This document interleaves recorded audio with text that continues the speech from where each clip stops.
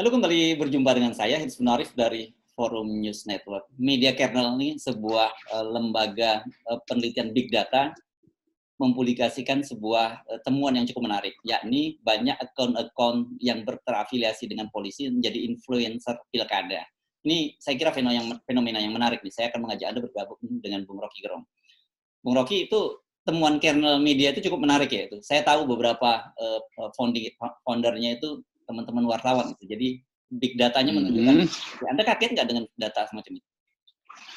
Enggak lah, saya enggak ya? Saya nggak kaget dan bukan cuma saya nggak kaget, anak STM juga nggak kaget. Karena dulu sama kan, akun anak STM kan terafiliasi dengan polisi waktu itu kan. Jadi kita hanya meneruskan cara yang dangkal. Itu artinya nggak ada regenerasi di dalam influencer. Masa itu juga?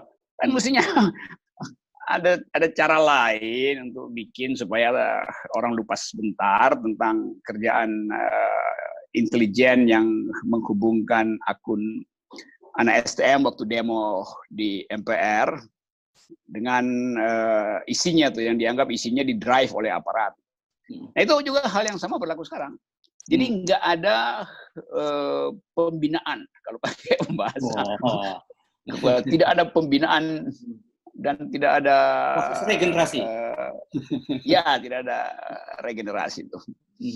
Jadi yang diwariskan adalah keburukan dari sosial media sebetulnya. Ya, ini kan ada beberapa hal yang menurut saya tidak tepat ya. Harusnya kan bagaimanapun sebagai aparat polisi itu melepaskan diri dari diskursus apakah pilkada mau lanjut atau tidak. Harus kudunya kan begitu ya. Kemudian tidak mereka dalam posisi yang mendukung harus pilkada jalan terus kan. Jadi ini lucunya nih, aparat kok ikut kompetisi kan. Dia mestinya mengawasi apa yang akan dilakukan gitu.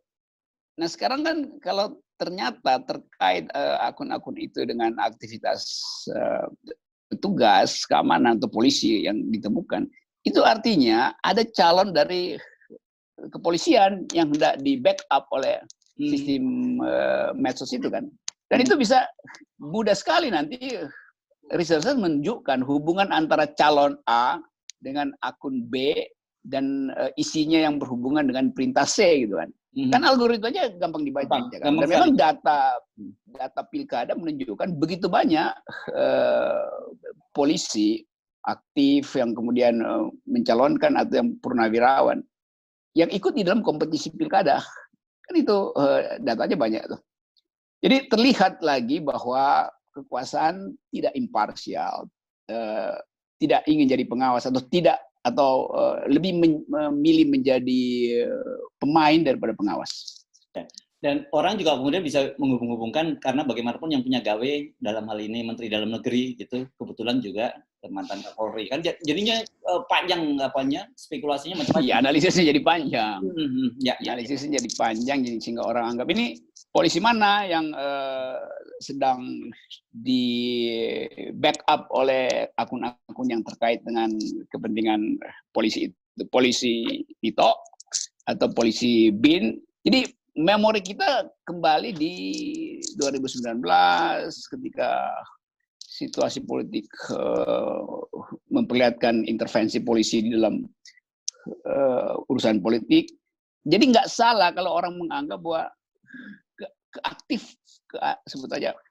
keaktifan dalam politik hari ini hanya bisa diukur melalui atau dengan membaca bahasa tubuh dari Menteri Dalam Negeri, bahasa tubuh dari Kepala BIN, sehingga orang nggak tahu lagi loh yang bersaing itu partai politik atau polisi tuh atau institusi polisi resmi atau nggak resmi. Kan ini ngaconya di situ. Saya kira polisi perlu memberi klarifikasi ini atas temuan big data yang dipublish oleh Kernel ya. Tapi di luar itu kita lupakanlah soal itu. Tapi kita bicara soal pilkada. Ini kan sampai sekarang kelihatannya kan masih tetap dalam posisi pemerintah pilkada lanjut terus. Meskipun saya kira hampir semua civil society menyuarakan itu. Bahkan beberapa orang yang kita kenal sebagai pendukung pemerintah posisinya juga sama tuh, Bung Rocky. Ya ada pembalikan pikiran yang bagus karena masyarakat sipil balik pada akal sehat. Beberapa tokoh yang tadinya bermukim di istana juga mengucapkan hal yang sama, yaitu mengkritik pemerintah karena memaksakan pilkada. Dan terlihat bahwa pemaksaan itu nggak ada dasarnya tuh. Kan selalu dianggap bahwa ini adalah tugas kami sebagai penyelenggara pilkada untuk membela hak rakyat memperoleh pemimpin. Karena kedaulatan rakyat menuntut ada kepemimpinan baru, mesti ada pergantian. Loh, rakyat juga yang menuntut supaya pilkada dibatalkan. Itu juga adalah kedaulatan rakyat. Jadi rakyat minta pilkada dibatalkan. Nah, pemerintah klaim enggak, rakyat ingin agar supaya ini dilanjutkan. Mana ada rakyat yang ngomong begitu? Yang ada partai-partai. Konstituen kita waktu disurvei menginginkan pilkada itu ditunda, dan keinginan itu dasarnya adalah kedaulatan rakyat. Jadi pemerintah mestinya dengar kedaulatan rakyat yang diucapkan hari ini, bukan yang ada di konstitusi itu. Karena itu normatif betul yang di konstitusi. Berarti rakyat nggak boleh mengucapkan sesuatu kecuali melalui pemerintah. Justru salah. Justru pemerintah nggak boleh mengandalkan istilah kedaulatan rakyat tanpa dia minta rakyat untuk mengucapkan lebih dahulu. Survei, LBH, LSM, segala macam itu sama-sama bersama dengan NU dan Muhammadiyah adalah kumpulan kedaulatan rakyat yang meminta supaya pilkada ditunda. Saya dengerin wawancara, talk show, radio maupun televisi, wakil-wakil rakyat itu, wakil-wakil masyarakat sipil justru meminta untuk tidak dilanjutkan. Jadi kalau dibilang partai yang menginginkan, itu elit partai yang menginginkan, bukan konstituennya. Kalau ada yang beralasan bahwa kalau sampai ditunda berarti kita merampas kedaulatan hak rakyat yang untuk menentukan pemimpinnya, bagaimana argumen itu menurut Anda?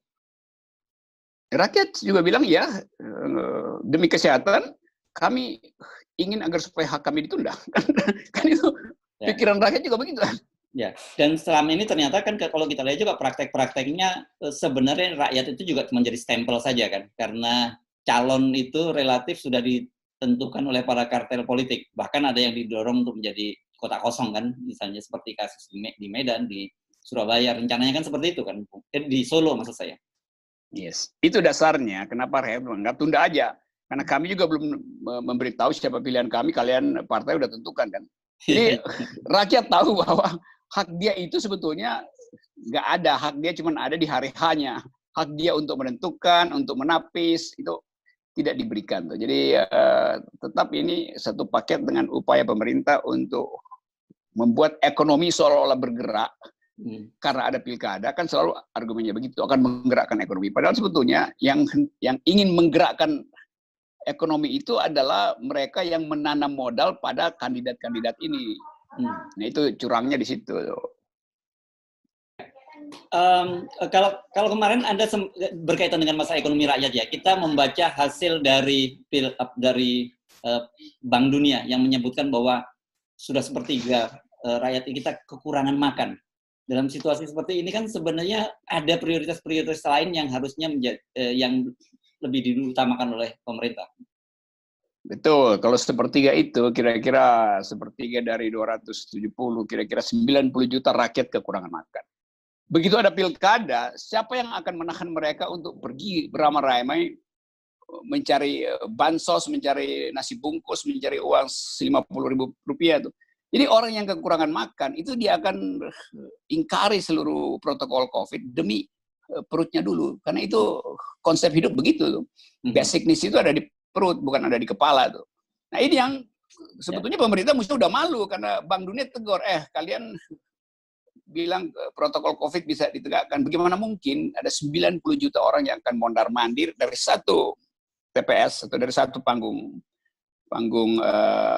kampanye, ruang kampanye walaupun terbatas, dia pindah ke tempat yang lain.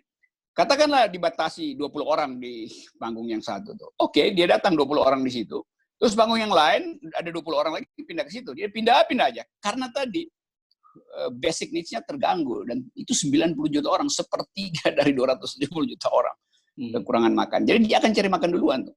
Dia nggak peduli mau partai ini ngomong program, dia partai ini berkoalisi dengan partai mana di bawah. Jadi pemburukan juga pada ide pemasyarakatan politik demokratis. Karena pemilu, rakyat yang memilih, dia nggak peduli dengan program, karena dia dalam keadaan lapar. Ini soalnya yang nggak masuk di kepala yang sempit dari kekuasaan. Iya. Jadi kalau kita kembali review dari depan tadi, bahwa ada temuan banyak akun-akun polisi yang mendorong terus pilkada, dan kemudian ngototnya pemerintah untuk melakukan pilkada, kelihatannya apapun kritik dari publik, mereka akan jalan terus. Ya, itu udah jadi rumus untuk mempertahankan kekuasaan, dan rumus itu akan dilawan oleh rakyat. Saya bikin dugaan yang agak pesimis, dan pesimisme itu justru ingin saya tunjukkan sejak sekarang, bahwa riot atau kerusuhan itu adalah potensi terbesar di dalam pilkada. Dan begitu ada riot, kalau riotnya itu dalam keadaan kita nggak krisis, itu nggak ada soal. Tapi ini riot ketika kita ada dalam keadaan krisis. Jadi kerusuhan ketika kita ada dalam keadaan krisis ekonomi dan dalam keadaan krisis psikologi karena terlalu stres menghadapi COVID. Nah, dua krisis itu, psikologi dan sosiologi, itu yang akan mewarnai hari-hari pertama pilkada nanti yang udah dimulai sekarang. Iya. Oke, terima kasih Bung Rocky Gerung. Yap. Sampai jumpa. Salam akal sehat. Salam akal sehat. Senyum terus. Kami senyum. Istana Manyun. Oke, harus.